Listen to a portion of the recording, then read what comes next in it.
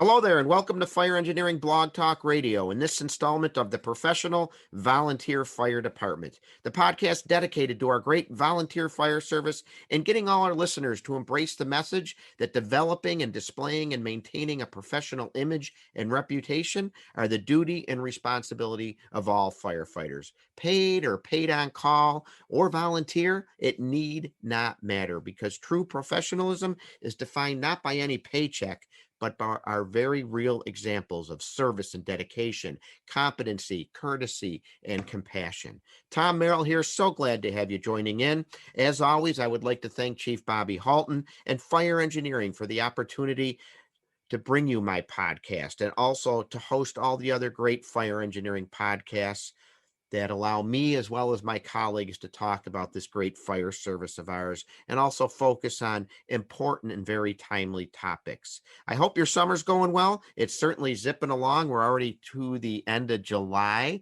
It has been a very, very busy summer for me, and I'm sure for you as well. Got a lot going on in regard to the Professional Volunteer Fire Department. The biggest news, and I think I've mentioned it, is we are targeting next year's FDIC to be releasing my book, The Professional Volunteer Fire Department, which will be published by Penwell. I'm finishing it up now. It's consumed me for a couple of years now, actually close to 3 years now. And I'm putting in words, things that we've talked about on this podcast, things I cover in my presentation. And I'm really excited to be working with Penwell to get this book out. So that's my main goal here with the remaining week or so in July, is to finish it up. And I promise my editors to get the remaining photos over to them that they're waiting for. So that has certainly been taking a lot of my time, and also been still going to some conferences. Went to the great New York State Chiefs Conference in Syracuse, New York. I presented a brand new hour-and-a-half presentation. I call it Professional Development for the Volunteer Firefighter. And there was a great group there. Oh, what a great interactive group. Actually, the whole conference, the whole New York State Chiefs Conference, if you're a New Yorker or close to New York or get a chance to attend, I highly recommend it. Folks, they brought in some incredible speakers. I mean, John Norman was there, and just so many others came in and spent time in classes. And the show was great as well. It's just a great conference. And just after that, I zipped down to Orlando, went to the National Volunteer Fire Council Training Symposium. I presented another brand new presentation. I call it Social Fitness Skills to Improve Community Relations for the Volunteer Firefighter.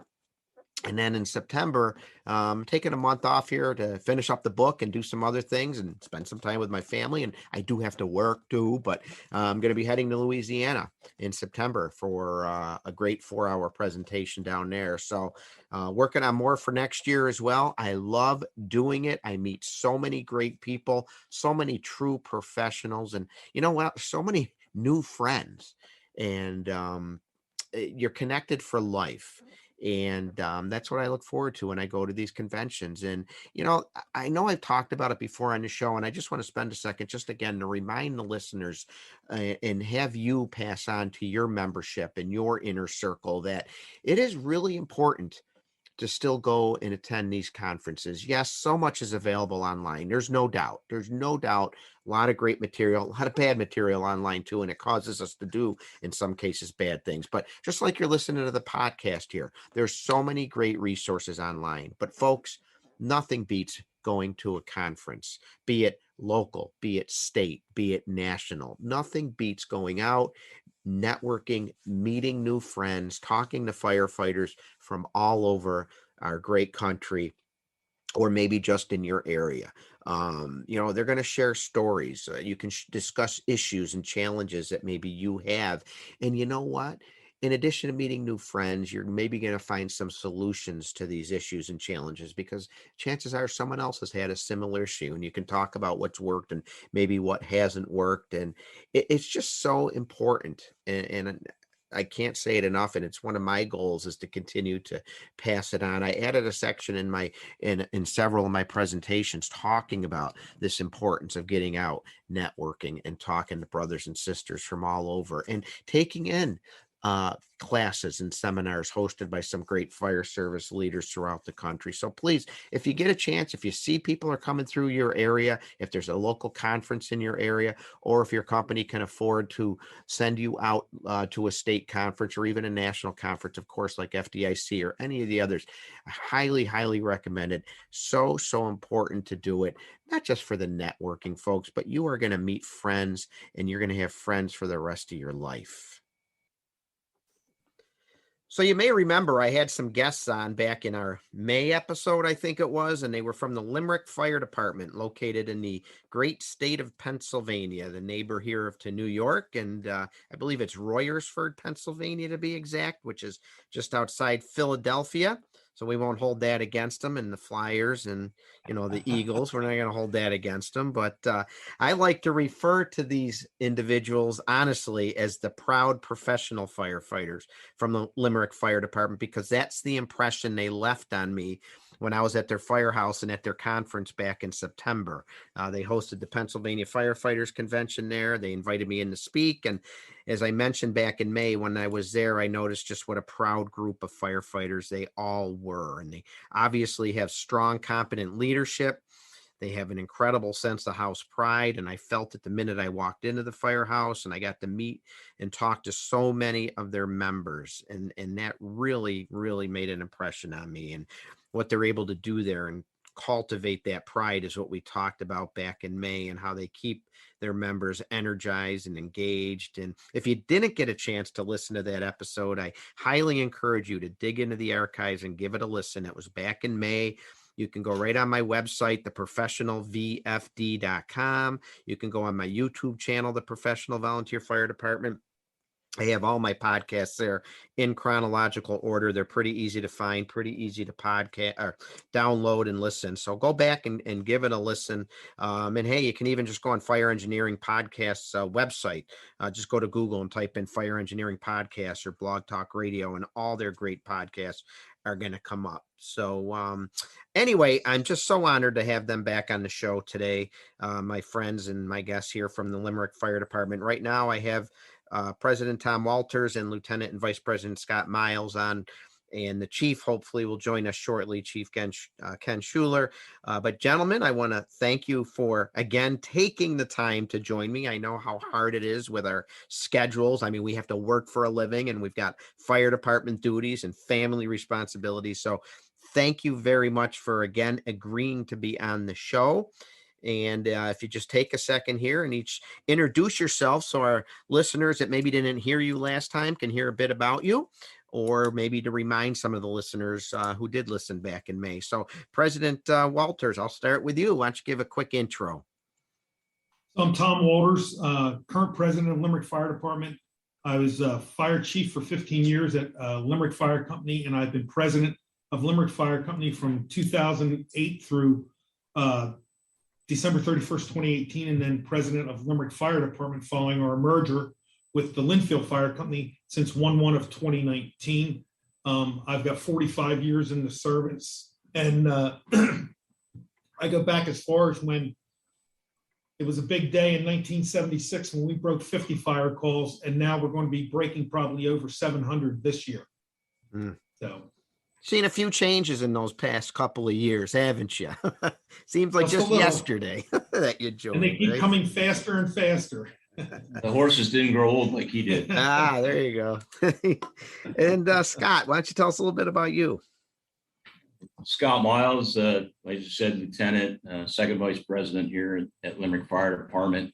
Second generation firefighter. My dad was a fire chief. I started up in New York State, small village of DeFerriet outside of Fort Drum, up by Watertown. Moved around down to Oklahoma for a little bit for college, and came back to the Philadelphia region and started with Collegeville Fire Company over there till I moved up here to the Limerick area in 1997 when I started here. And have been here ever since, doing whatever I can to help everybody out. That's a wide and very great background that you both have. A lot of experience And I'm sure you've seen a lot, you've done a lot, and that's one thing we're going to talk about here today. The topic that we're going to focus on, it actually came up in our conversation back in May, very briefly, because during that episode, when we were given a little background about the Limerick Fire Department, the group mentioned that Limerick Fire Department came from the merger of the Limerick Fire Company and the Linfield Fire Company a few years back, 2019, I think it was. And President Walters, I didn't even know that. I totally was over my head that you came from the Limerick Fire Company. So that's going to be interesting to get your perspective on that. But I just thought this was a great topic because in today's volunteer fire service world, mergers they're kind of a hot topic. You hear it mentioned all the time. You read about merging departments all the time. People are quick to say mergers the answer to every problem there is. It's going to help solve membership problems. And so you read about them and you hear great results and you hear mixed results as well. I mean, indeed, one of my concerns is if it's done properly or done simply to solve the membership issues, you could still have membership issues, because what I've seen in my travels in some areas is people merge, but if they can't get more members, they're doing more work in a larger area with the same amount of members, and it hasn't helped. So be interesting to get your take on that. But I know there's lessons to be learned. There's landmines to avoid. There's advice you all can offer. And that's what we're going to delve into tonight, because again, I think it's such a timely and important topic affecting our volunteer fire service.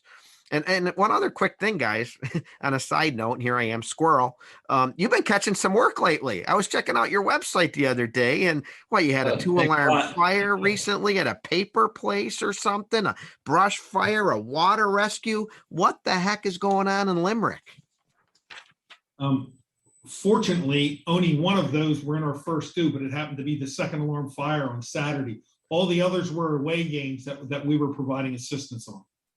Okay. Well, nothing like, it's a bad day when someone's having a bad problem, but that's when we rise and shine, and it can really be good for morale. And all the brothers and sisters came home safely, I assume, right?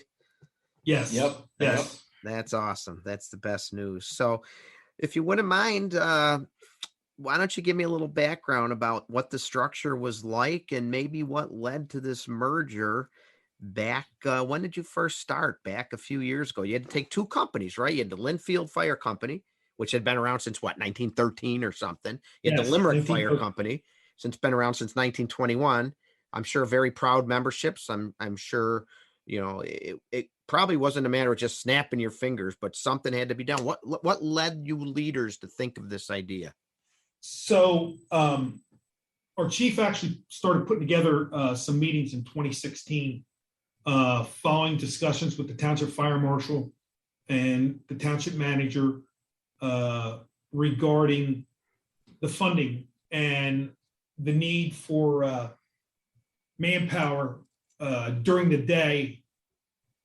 And so what happened in 2016, Ken put these meetings together.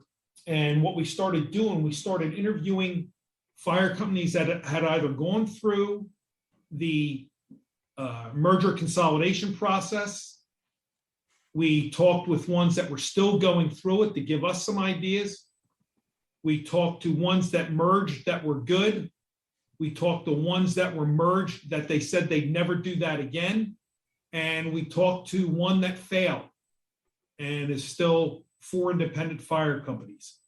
And we left them do the talking. That was the important thing. Let them explain, do all the talking, and then you can develop your questions off of that, because it's amazing what people will tell you about things like that. What do you think started the chief's mindset with this? So it's the current chief, right? Chief Shuler came up with this. Yes. That I'm going to start putting some numbers together. I mean, were there problems? Was he trying to solve one particular problem, a host of problems, or? Prior to 2016, I mean, it's just about anywhere when you run into volunteer fire service or any organizations, everybody kind of operates in their silo. They're kind of protective of that area. And, we're here as a common denominator to help the citizens and residents and businesses of the municipality. In years prior to that, we tried to get at least a good working relationship set up with a common set of operating guidelines between the two organizations if we're on a mutual, a call together, not necessarily mutual aid, because we'd be dispatched together. So that kind of, I think, transported that process to say, okay, let's get a level playing field while we're working together and see what it's going to take to get us to get together or come together as one unit, I believe was kind of the philosophy. And then that basically evolved into a concerted effort to do consolidated training on our Monday night trainings between both companies. This was all prior to the actual merger date of January 1st, 2019. Did you train together before this discussion, or was it always separate? Probably within, what would you say, Scott, the last year and a half, 2 years before we actually merged? Yeah, I'd say that, yeah, definitely that time frame. And prior to that, I mean, I've been here in 97 is when I started here. Yeah, started here. We might have trained together maybe once a year together, if that.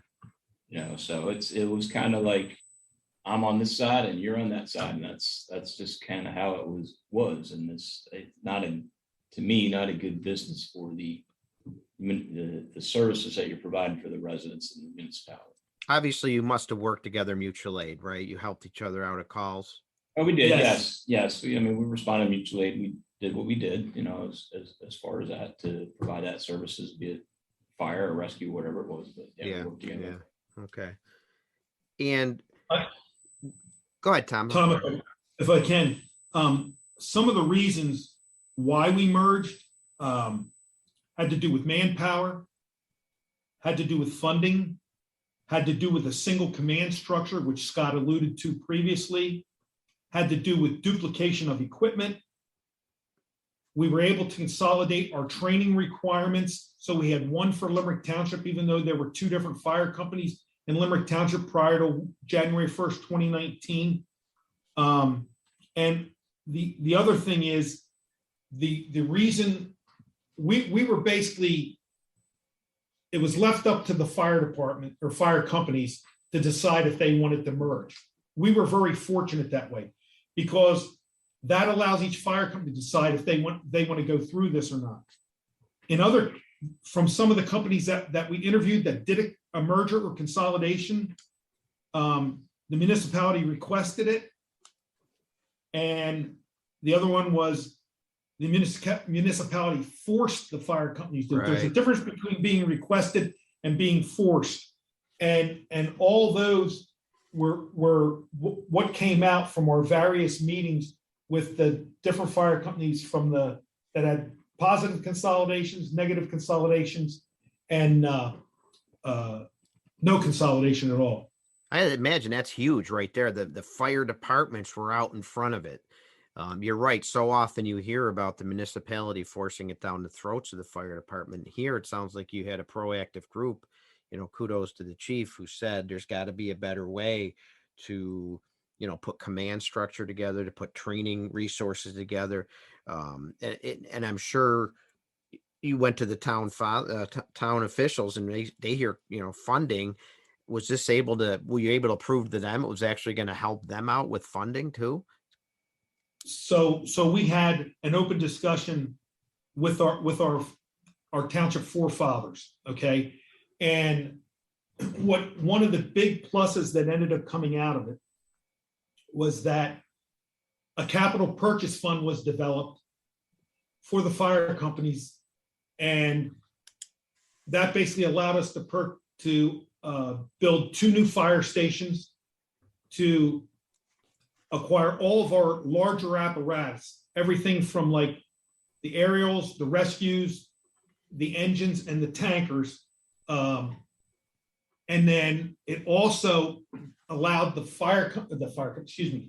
township, who was giving each fire company approximately $250,000 a year prior to January 1st, 2019, to have a consolidated budget and save over $200,000 a year of just giving each fire company $250,000 and having to account for it, from each individual fire department standpoint, to a budget that's less than $350,000 a year that still gets us everything that we need and funds the mortgage payment funds the apparatus payment, as well as apparatus repairs, purchase of like, say, new equipment, which could be anything from, an exhaust fan, PPV, to, turnout booths. So they were able to save on an annual basis approximately $200,000 a year, but by the same token, take that $200,000 and invest it in a capital purchase program, which was huge to us. So the town didn't take the money that they saved and go spend it on something else. They still designated it for the fire service in that capital program. Correct. Yep.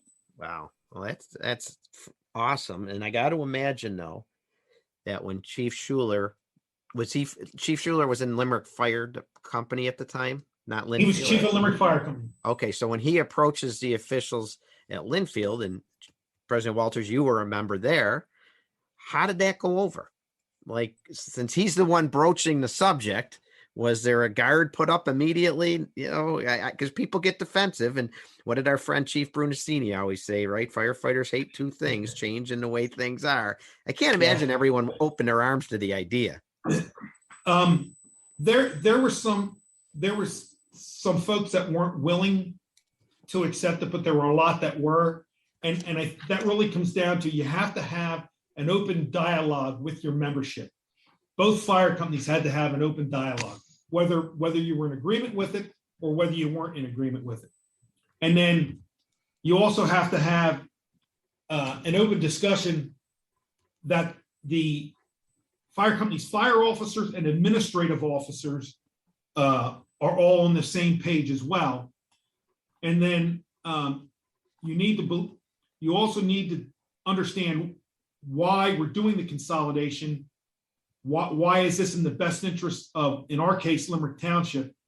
And we also had to have a common interest, which was just what I enunciate on, was determine what you wanted to accomplish. And that was better fire protection to the residents of Limerick Township. Which is what it's all about, right? Ultimately, all turf battles aside, all self-interest aside, it's about doing what's right for the residents. And I think you hit a very important, and I'm sure you'd agree with this, the minute that this started being talked about, the minute this subject was broached, open, clear, transparent communication with the membership, because rumors can destroy an organization. Scuttlebutt, as you know, can destroy an organization. So the chief didn't keep this under wraps, right? He went and opened a dialogue. It was open at Limerick Fire Company, which Tom and I were both at. And presumably it was open at Linfield, most of it. Some were joint members. They could be at one or the other. So they heard it from the Limerick side, whether they heard it from the Linfield side. Hopefully they did. I believe they did. There may have been a question here or two that might not have gotten answered or relayed, or information relayed to the membership. Just, you overlook your note or just forget to mention it, which does happen. I do have to commend both departments. When we started this, obviously it's a long process. So you're probably looking at a good 10 years from the talk started, at least before the merge even started with that. The organizations set up what they call the steering committee, which was made up by both fire chiefs, both presidents, and both treasurers of each organization. And then you had representation from the municipality to provide the feedback. And so that way, each of the leaders, as Tom was saying, the administrative and the fire officer side were all involved, meeting, discussing what was going on, along with keeping the township or municipality on a heads up of where the status was. I do remember hearing that you had the steering committee, and I was wondering how you even picked that, because again, I'm sure you had some people knock on the door and say, I really want to be on the committee. And but I would think that's one of the first things you've got to answer is who's going to be on the committee, right? Yeah, that Tom, that was the first thing. And basically the officers and the board of directors discussed it. Then we basically explained to our members why we were putting the committee in place and why the committee members were in place that were selected for it. And what we did, we took the fire chief who basically runs all the emergency scenes. We took the presidents of each fire company, who were basically the chief administrative officers for the organization. We took the treasurers, who basically were the chief financial folks for each organization. We also included municipal representation. We had the fire marshal, who was a township employee. We had the township manager, and all supervisors were invited to the various meetings. We always had at least one supervisor at every steering committee meeting. And the reason you only could have one is because if they had three, they'd have to advertise for it and have to be an open meeting and so forth like that. So they only ever sent one, but they mixed up the supervisors, so that there would be various ones attending, each one of the meetings. And then for the steering committee, we selected basically a chairman of the steering committee. And in our case, it happened to be me as president of Limerick Fire Company, but we also selected a scribe or secretary for the steering committee, because it's so important to keep the notes and post them so that members can see exactly what was being discussed, why it was being discussed, and so forth from there. And then we also selected counsel for our steering committee. And in our opinion, selecting an attorney or counsel for us was an absolute must for the guidance that we needed. We interviewed a couple of attorneys, and we asked what was their experience, with mergers for the volunteer fire company and consolidations. Of course, the township solicitor said, well, he could consider it, but he'd never done any mergers. And we ended up selecting an attorney that had done 21 different consolidations in eastern Pennsylvania, and he was based out of Reading, Pennsylvania. And he did consolidations not only in Berks County, where Reading's located, he did it in Montgomery County, he did it in Chester County, he did it in Lancaster County. And he was also brought in late on the merger that failed, which was the one failed organization we talked to about mergers as well. And it was interesting to get both sides of that perspective. What caused that failure? I'm just curious. Can you get into that at all?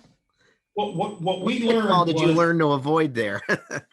So in Pennsylvania, volunteer fire companies are either a 501c3 from an IRS standpoint or a 501c4. The 501c4s generally what you know about Pennsylvania, they were big with clubs and fire companies, bars, okay? And in a lot of these cases that where volunteer fire companies have gone under, it's been because of their bars. The bars didn't give money to them. The bars also were considered part of the body that can elect the fire chief.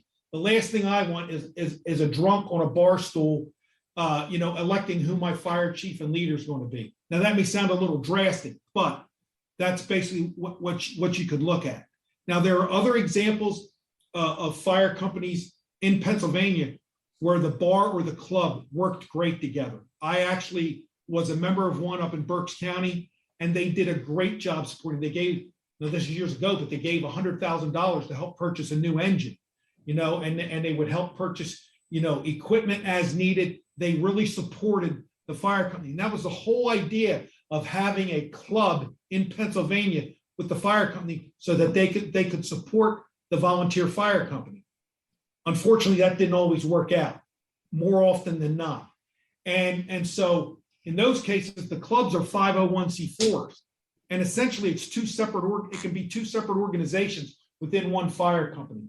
And so what we learned was that it came down to money and who was voting in that firehouse where there was a club, as to if a merger was going to go through or not. Mm. And if the club was forward thinking, they agreed with it. If they thought just for themselves, it failed. And that's really that one fire company. And at the last minute, a second fire company, the four, jumped in on the side that didn't want to do the merger. So therefore the merger was done. Yeah, because you need everyone to want to do it and work toward common goals. So yeah, I could see where that would be a pitfall and a problem. And I was thinking too, when you talk about the size of the steering committee and all, do you know how many was it when you add it all up? Do you know? We had 6. So we had 2 companies that basically merged. And it's interesting. We used the term consolidation. We didn't use the term merger. It seemed with our members that the term merger had a negative connotation, whereas consolidation meant we were all coming together. So we tried to use the term consolidation because that had a more positive feeling within both organizations. And it's going to vary for each fire company that goes through a merger. But that was just one of the things that we found out worked better for us. So there were two presidents, 2 chiefs, and 2 treasurers, and then you had the township fire marshal and the township manager at all the meetings, plus a township supervisor representative. So technically there were 9. Most of the time there were 8 at the meetings, and there was not one vote that came up within the organization that was a tie when we only had an even number. Everything seemed to work out with the majority voting in favor of that. Now, what I will say is the amount of subcommittees that you have to report. And Scott handled a very important subcommittee for us, which was our bylaws and our Constitution. And one of the things we eliminated was our Constitution. And I'll let Scott speak to what we did with the bylaws and how come that was very important for our organization. Scott, before you say that, I just got to tell you guys while it's on my mind. So how we went back and forth, not just for this podcast, but the previous one in May about trying to pick a date that worked for Certainly. all of us. I can't imagine trying to schedule meetings for 8, 9 people, and good kudos to you. They were all there for most of them. That's great. But man, and this was pre-COVID, so Zoom and that wasn't as popular as it is now. So you wanted those bodies in the room. So I bet you that was a challenge all in itself. Actually, at least for my committee, it wasn't. Oh, okay. With the bylaws, I mean, each president selected 3 individuals from the department or their respective companies to participate on at least the bylaw committee. So we had 6. We had 3 from Winfield and 3 from Limerick. And what I did, which I thought was beneficial, is I made co-chairs. So a chair out of the Linfield station who could report back during their monthly meeting as far as the status or answer any questions. And then myself for Limerick. So if there was any question from here, that I can answer it. Knowing there was a time frame, you had 1 year to get everything completed. When everybody said, okay, we're starting this, and here's our date that we're looking for to begin the process. During our first meeting, I said, I'd like to have these completed by the end of June. So I scheduled 2 meetings a month. We sat there and we said, okay, the 2nd and 3rd Tuesday or whatever day it was, something like that. And I'll say we had, if there weren't all 6, there was at least 5 of us there every meeting. And somebody would call in if they were late for work or whatever, and listen in on the phone. Had a very good scribe. He kept anything we talked about. He sent out an email to the members or of the committee to review it. So if there are any questions, we could do that. We would come up with questions to present back to the steering committee to get their direction, say as, what is the structure of the fire officers? What is the structure of the administrative officers that you as the committee, steering committee, are looking to put in place so we can incorporate that into the bylaws? Did you have some similarities, or were there, and then some that were so far apart as far as however the bylaws were going to be structured with officer duties and responsibilities? I wouldn't say that much. It was like, I mean, you could look, I've been looking at bylaws for God knows how long based on my paid job. You could have, your chief, your assistant, and a deputy or a battalion. You could have 4 white hats and then maybe a captain and 3 lieutenants. Were you going to have still 4 white hats? Were you going to throw in 2-3 captains? Were you going to have two, what was the makeup? Were you looking to do it at each prospective station? How were you looking at that? So we needed that feedback so we could incorporate that into it. I think Scott brought up a big important point though, Tom.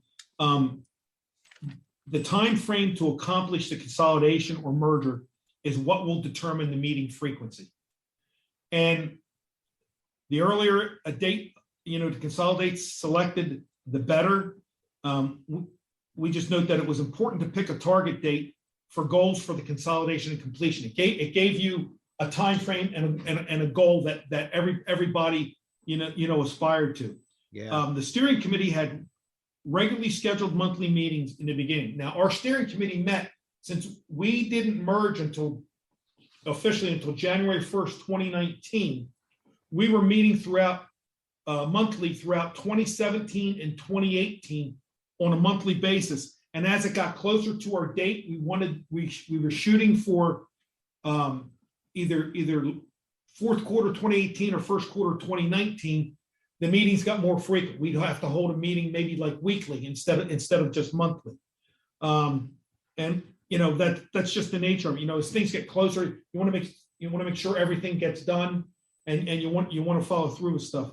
And again, the other important thing that Scott pointed out was you need to have the good scribes so they can take all the notes for the steering committee. And because we may forget something from the steering committee that we talked about, and we've got those notes to refer back to, as Right. well as keeping each organization posted.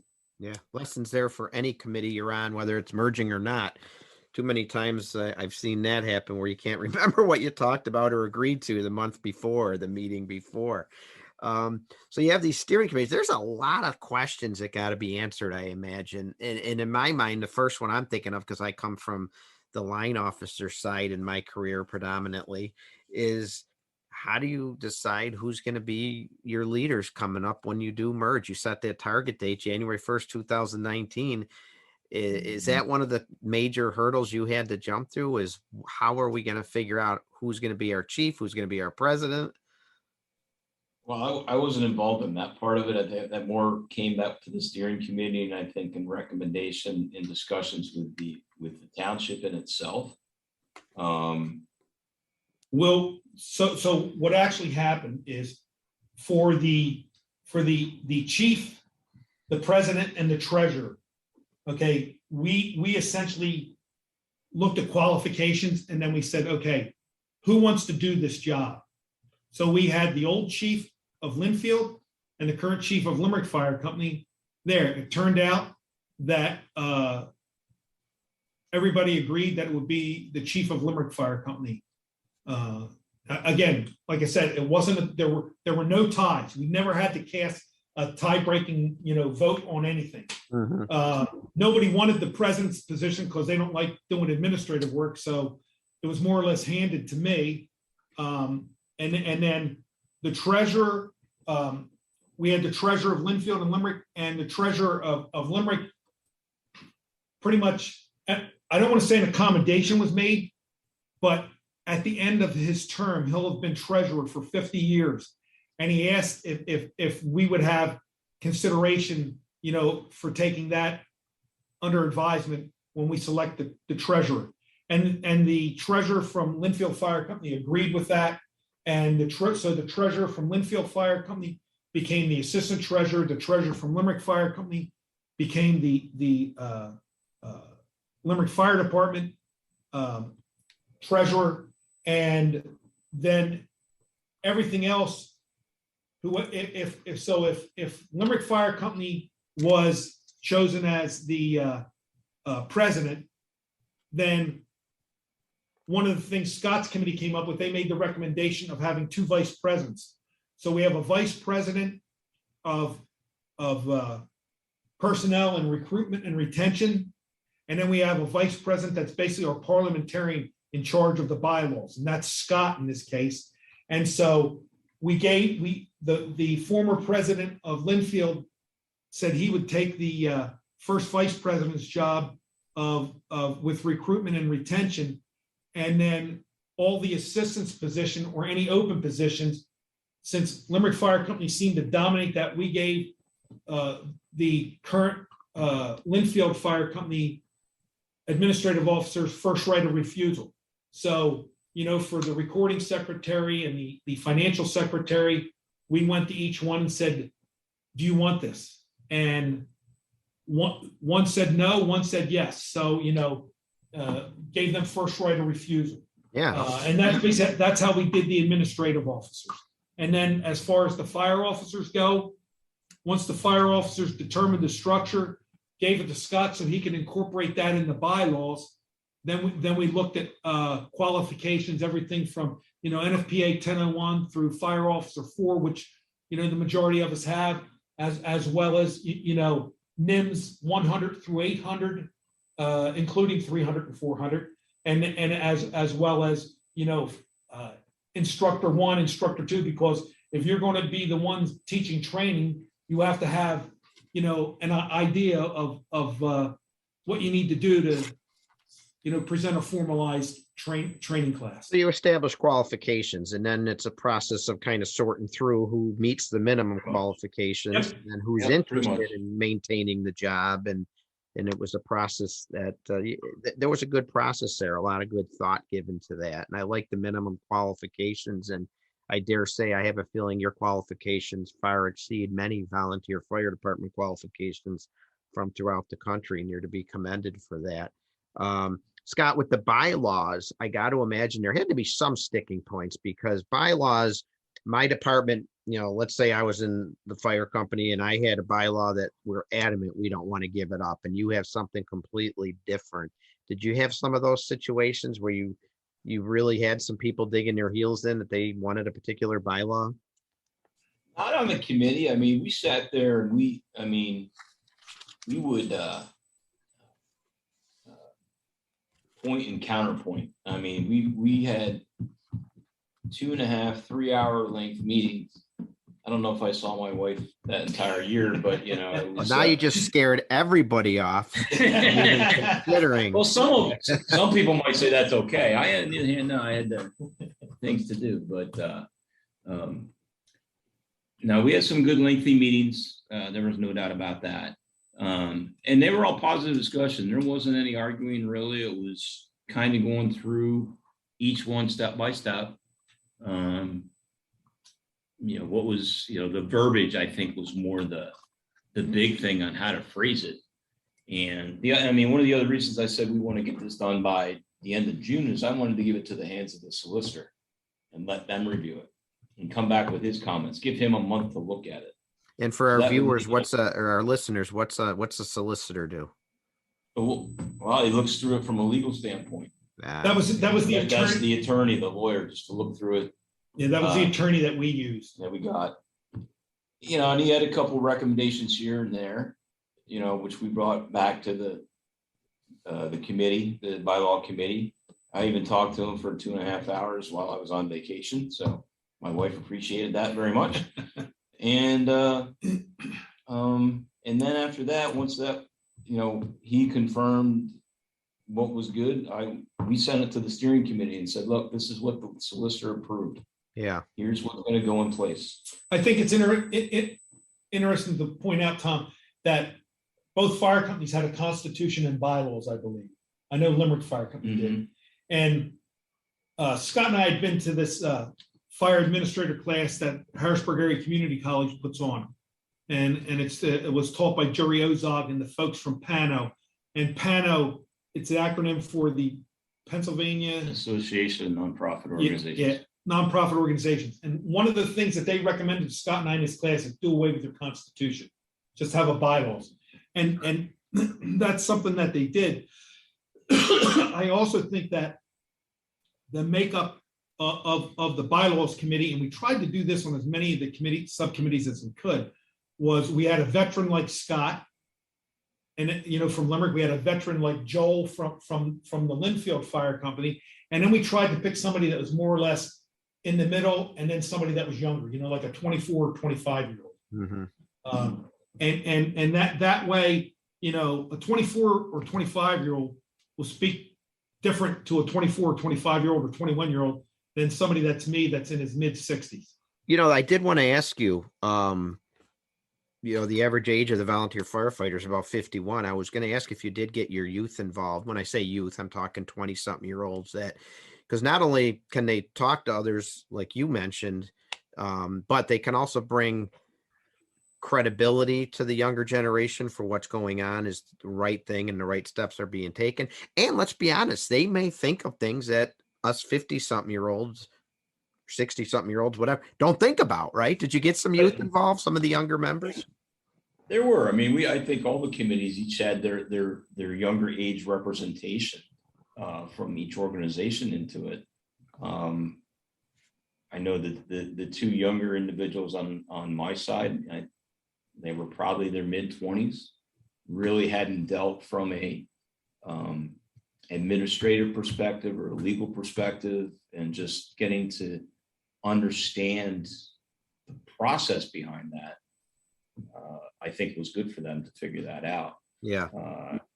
I feel that's good for anybody to try to get, some based on it. Maybe do it for a year, if you're on that committee, or do that, at least just get some general knowledge behind it.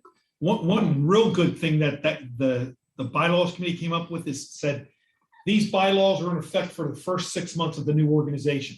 No bylaw changes will be entertained before July 1st or June 30th, 2019. And then that gave everybody time to digest it.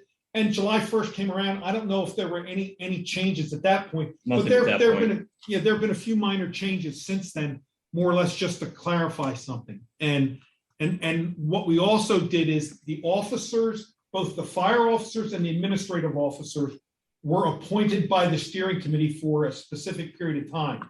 So we have elections every year, but we do the administrative officers 1 year and the fire officers another year. And so basically that gives every administrative and every fire officer a 2-year term. Okay. And what we did was we did the fire administrative officers for 2 years. And then to keep it on that track, the fire officers, the chief and so forth like that for the first 3 years. Okay. And that was incorporated into the bylaws. So everybody knew that, understood it. And actually the lawyer actually recommended 6 months because the committee was saying at least a year. So, but he said, no, probably 6 months will be fine.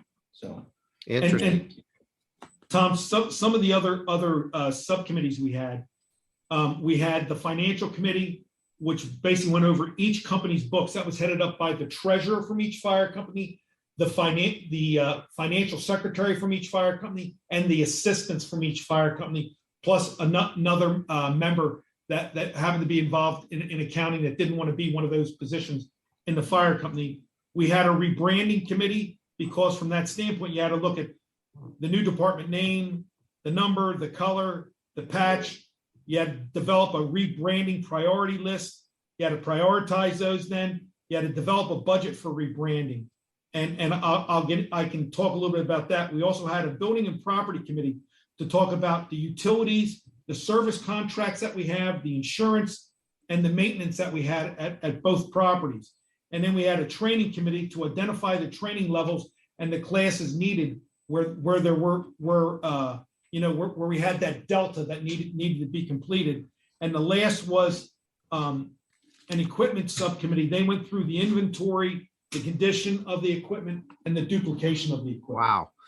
Wow. Some things you don't even think about there. I just want to say, I want to mention, you hit on something just a couple minutes ago that I don't want to forget. You mentioned about not making changes in the bylaws for, was it 6 months? Yes. Yeah, we, from my own perspective, from my department, we started a new program at January 1st of this year. We're offering an hours program now as a membership category. I've been talking about it on my podcast. Very successful so far with about 14 new members that can volunteer a number of hours every month. But because it's a new program and it involved new bylaws, it almost seems like every month somebody's trying to change something. So we finally just said, no more until January 1st of next year. Let's let it ride out. Let's digest how it's going, that we can make, instead of these knee-jerk reactions, let's wait a good 6 months or till January 1st of next year for us. So excellent point there. And then I did want to ask you, those are interesting subcommittees.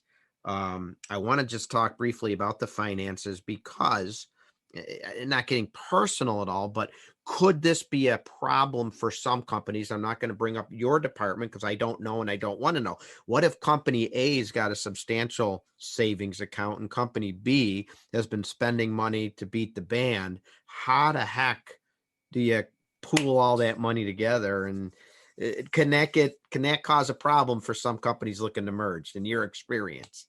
Ken, do you want to address that? The chief walked in, by the way. Hey, Oh. Tom, how you doing, buddy? Hello, Chief. Welcome to the show.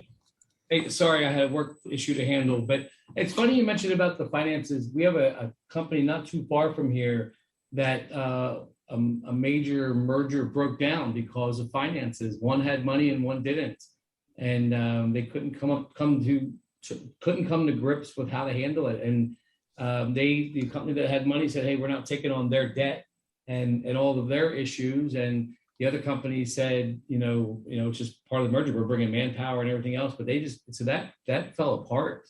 Wow. So finances are absolutely an issue, but for us, we were very fortunate.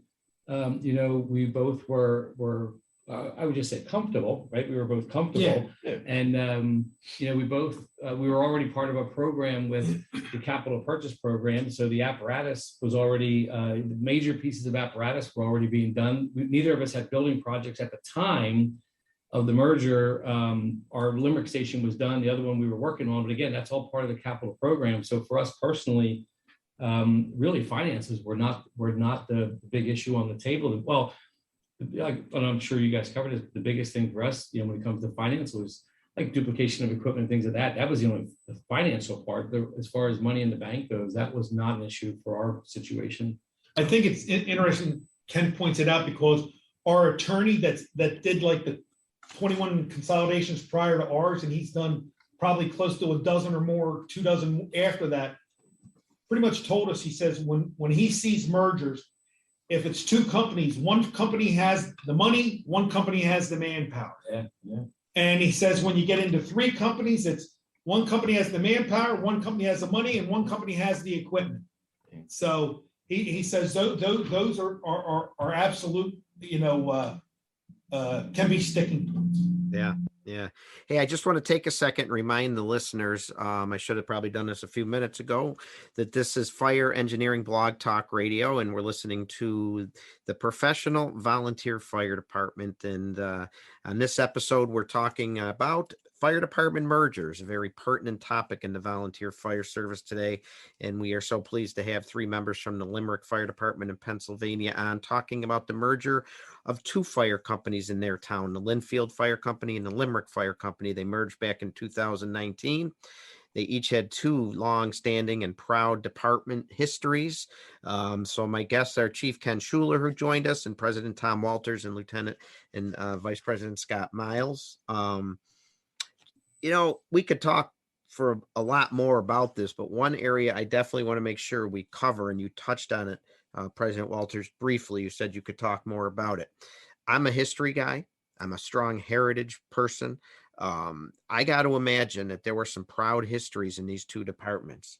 And I'm sure there were some members that just were devastated to lose their department name. Were there things that were done to soften the blow, to rebrand this new Limerick Fire Department? Did you take something from one department, from another department? How did you soften that blow? How did you build pride in the new Linfield Fire Department, especially if you had a 40, 50, or 60-year member, maybe even a 20-year member? It had to not be easy for some people. So administratively, what we did was we gave every member, whether they're an active firefighter, whether they're, I'll call it a retired volunteer, that still comes out to meetings, life member, so forth like that. We gave them all a document that they could either choose to sign affirmatively and become a member automatically of the new department without going through any interview process or anything like that, or they could choose not to. And I believe we only had one choose not to. And it wasn't an older member. It was probably a person in their 30s. And they didn't want anything to do with the consolidation for whatever reason. So I think we had a little less than 300 members, both active and Contributing life. contributing in life, and all but one chose to become part of the new organization. Wow. And then they got whatever new benefits, came with the new organization as well. Right. Yeah, but to go back to the question is so what we did was we were obviously we were forming. So as we decided on the name of the department, there was all kinds of names thrown around, things that did have a little bit to do with the township history and others that, but in the long run, we wound up calling it the Limerick Fire Department for the Limerick Township, obviously. And then what we did was we took the number, because it was Limerick Fire Company, Linfield Fire Company. So we used Limerick Fire Department, but then we took the number from Linfield. So we sort of took a little bit of both stations that's on the day-to-day basis, right? The name and the number. And then behind the scenes, when you talk about history, we're actually in the process of planning some kind of a training center or something along those lines. And we talked about in the training center is building some kind of a room or like even in the foyer, a nice big foyer area that would have on one side would be Linfield Fire Company memorabilia, and on the other side would be Limerick, but in the middle would be the new Limerick Fire Department patch kind of a thing. So we talked about, trying to preserve the history of the two departments, because like you said, there is a great history, the last 100 and some years for both companies here. And, Linfield was about 6 years ahead of Limerick, I think it was. About eight. They were 1913, we were 1921. Yeah, so they have a little bit longer history here in the township.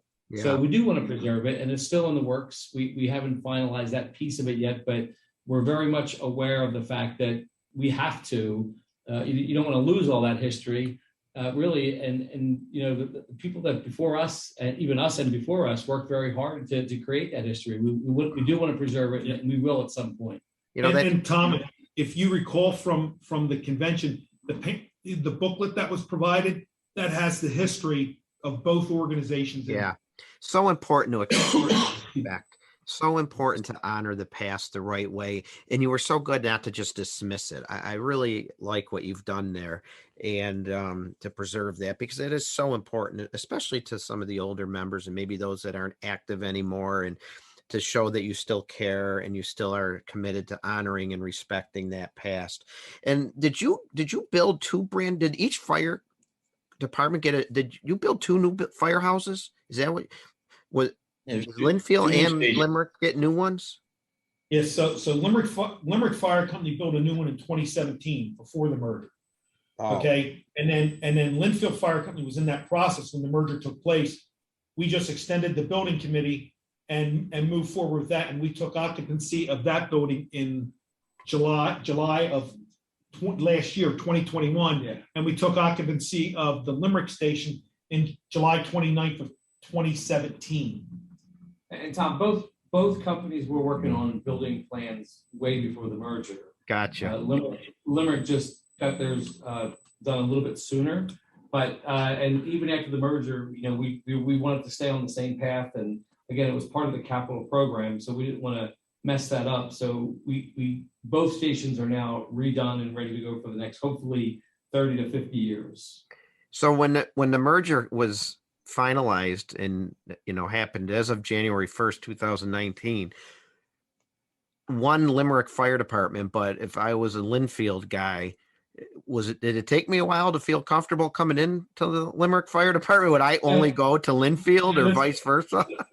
Yeah, we're over 3 years into this, and we still have a little bit of that. Okay. So we're working hard to get members to be comfortable to go into both stations. I think the rebuild of the stations is a big help. It sort of takes the old companies away, so to speak, just as in structure-wise, not necessarily in memory or anything.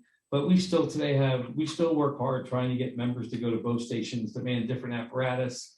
And the engineers actually alternate trainings. Their engineer night, every Wednesday night is engineers night. So they alternate. One's at Limerick, the next one's at Linfield. Great idea. Our officers' meetings are over at the Linfield station. They used to be always at the Limerick station. Our board meetings alternate between the stations. So we're really trying to push to get people to get comfortable in both stations. Yes. That's great. Were there any, go ahead, Scott. And I tell people, I said, any merger, if you look at even a business merger, you're going to have a 4 to 5 year period where you're going to have your peaks and valleys, ups and downs, your disagreements here and there before you can finally settle that out. Obviously, like Ken said, we're in our 3rd year. There's still things where we may have overlooked and have to address here and there. And it's going to happen. It's just that's just business in general. I mean, this is a quote unquote a business consolidation, Right. Right. Theoretically. So, were there any fundraisers that were particular to one company or the other that you had to decide on? Okay, we're only going to do one now. Did you each have your own individual? That was all 25. That was one of the things that we evaluated. And right now, we're down to 4 main. We're doing the fundraisers that get us the biggest bang for our buck. And that would be our annual carnival, our annual golf outing, our annual comedy night, and our 4th of July fireworks, parking and. But we probably started with a list of About probably 12. I was going to say 12 to 15 Yeah. between the two companies. And right now we have it narrowed down to the larger ones. You work harder. Unfortunately, sometimes it's not the way to go. So we definitely chose to work smarter. But we had a whole list and we evaluated each one of them, went down the list. Yeah. And we have reasonings that we can explain to the public if they wonder why we did something that they were used to seeing, at one station or the other, for 25 years, and now all of a sudden it's gone. And we can show the numbers why we did that. Yeah. It was something, you put in, say, 50 man hours a week and you make $500. Is that worth it? Right. Right. It just depends who the organization is but that was kind of how we evaluated things. Yeah, without a doubt. It's a great story. It's a very nice success story. What you got going on down there and what you were able to accomplish. And I know we've been going for about an hour now, and I'd like to finish with a couple things, but one of them is you in Chief. I think you mentioned it, or maybe it was you, President Walters. You sold the idea of you mentioned benefits to people that decided to jump on board and be part of the merger. So if I'm an old time member or maybe a former member, and you're able to become a member and recognized by the new fire department and enjoy the benefits, what benefits were provided to them that maybe they weren't used to? So there's life insurance. There's different events that we do for the department. Whether it's our Christmas party, whether it's we're planning on looking at some possible trips like out to Shanksville or up to the 9/11 memorial, stuff like that we'll do. And like I said, there's life insurance for everybody. Now there's different levels of life insurance depending on the age and your amount of excuse me.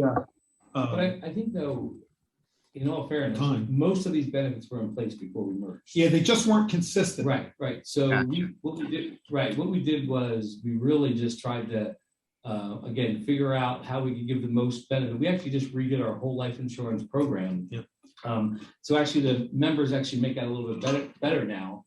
But we really did evaluate all of the benefits that we offered everyone. So to me, there's two different kinds of benefits. There's the benefits like the life insurance, the AD&D, and things of that nature that we offer. We also have a VIP program, an incentive program, but that's been in place for years.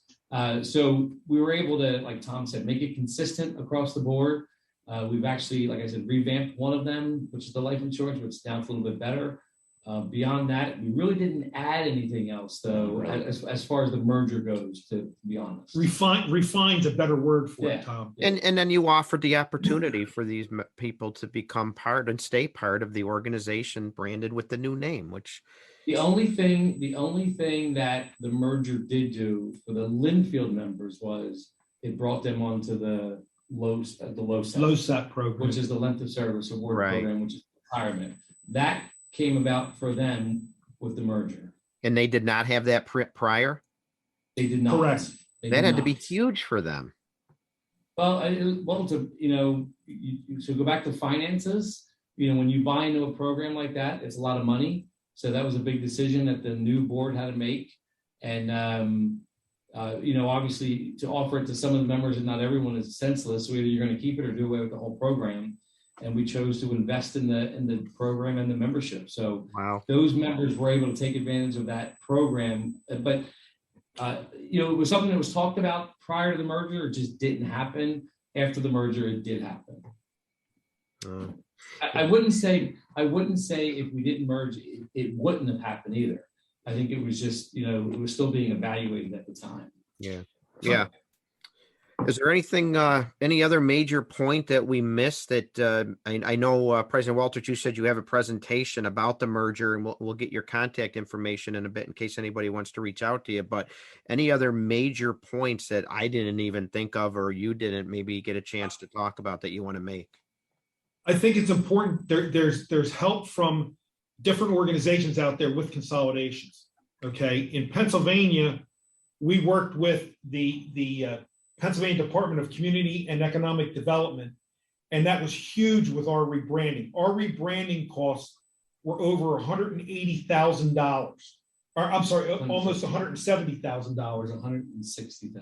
160, okay. And Still a lot of money. We got a Big chunk of matching change. We got a matching grant. And there was a matching grant that we were eligible for, and the chief handled that himself. So, to get the trucks relettered, get coats relettered, get new T-shirts, new hats, and everything.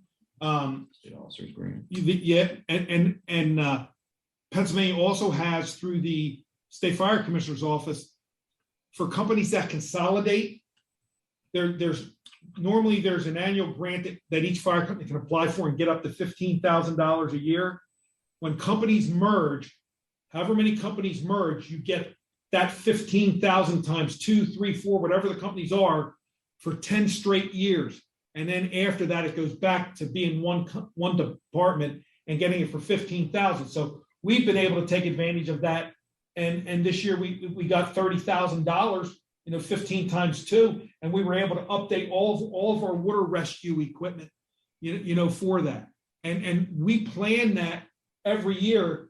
I go to the officers from the administrative side and I say, okay, what do we need? What do we need to upgrade? And, the chief meets with his officers. They say, this is what our goals are for this year. This is what we're going to need to accomplish that. And that's how we apply it. But we're in I think it's our third year. We're going to be applying for the fourth year. So we've basically got 7 years of it left at $30,000 a year from the state. So, I know this broadcast goes out to various states, but, check with the different state organizations to see if you can get assistance from a financial standpoint as well. Excellent point. Vice President Miles, you got anything that we might have missed from your perspective, or any final points you want to make? It's a process. It's not going to happen overnight. That's what people have to realize.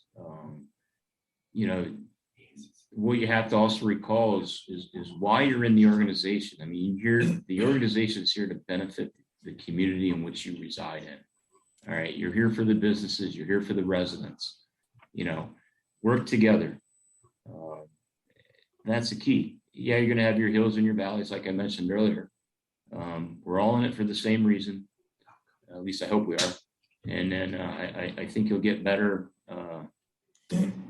agreement between everybody when they're on the same page and understand what the whole point of the organization and the existence, the mission statement, if you will. Right. Excellent point. Respect, mutual respect, and remember, it's about the residents and the communities that you serve.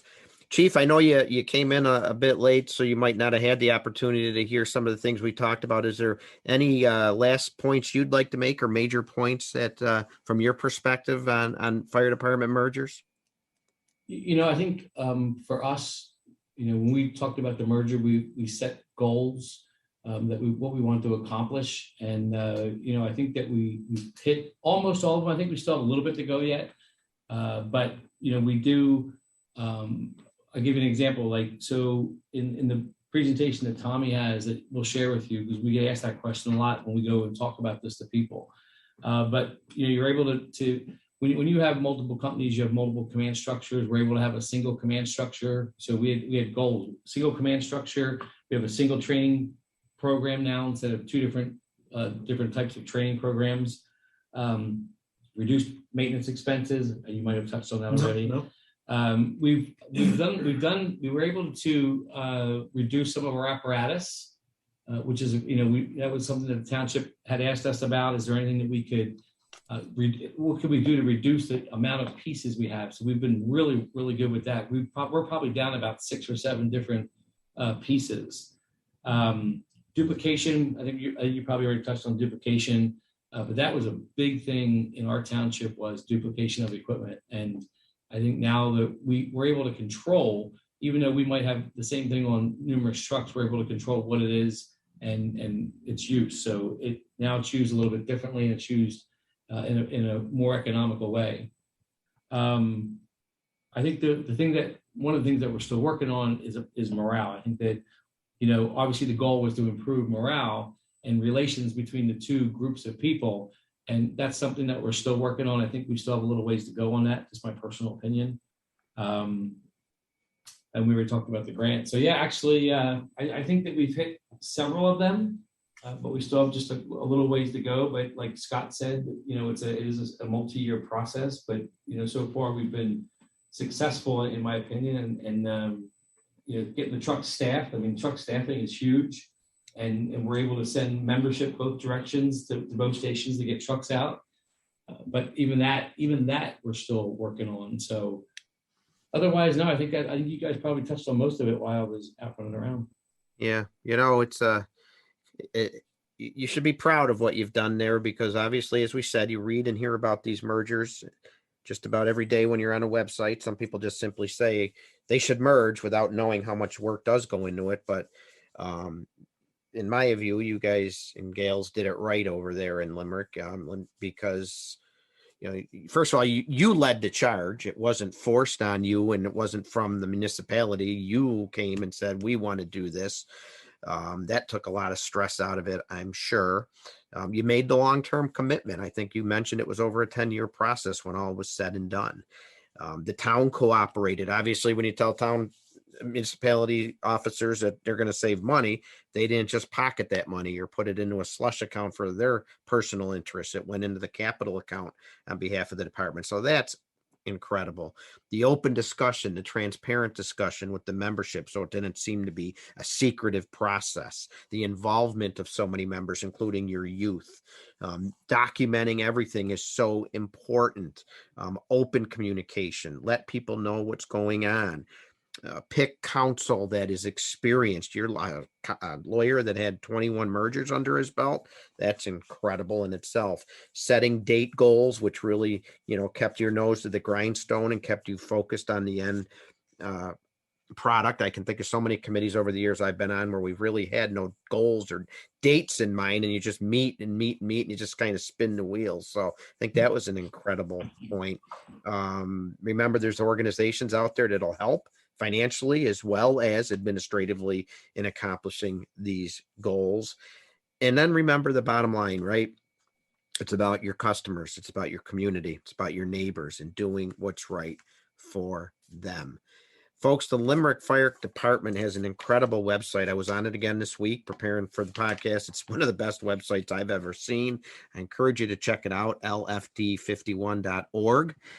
And gentlemen, thank you for taking the time. I know you have a presentation on this. So President Walters, I'll start with you. If people have questions and they want to reach out to you, perhaps even invite you in to come and talk to them because they're considering a merger, talk about the pitfalls, things to avoid, talk about the things that do work. Why don't you provide your contact information? Because I know you got to get going. Sure. You can get a hold of me at Walters T, WALTERST at Comcast.net, or president at lfd51.org. You can use either one. All right. Thank you so much for being here. And Vice President Miles, how about yourself? If someone wanted a question for you, based on your voice, I don't know, maybe they like one voice over the other. I don't know about that part. He's a good bylaws guy, Tom, believe me. If they want to pick your brain on bylaws, that's right. You're the I can't even say the word the bylaw guy. It's not that hard. Come on. You can reach me, any questions, smiles, miles at lfd51.org. Excellent. Thank you. And Chief, everyone likes to go to the chief. So what if someone wanted to reach out and get your perspective as the chief officer and actually the one leading this charge, so to say, how can they get a hold of you? Same thing like Scott just said, as Tom just said, the chief at lfd51.org. That's the easiest. And one last question before I let you go. I just saw that I had written it down and meant to ask you, what was the worst sticking point? Come on, there had to be one. What was the hardest? I think it was the color of the apparatus. I think the color of apparatus of the officers was we had little bumps with the officers as we merged the officers together. And listen, there was nothing all roses about this thing. There were some Right. bumps, but I think merging the officers, the color of the apparatus. I think the rebranding section in itself, I think, was the overall most difficult decision agreement process. Interesting. New patch.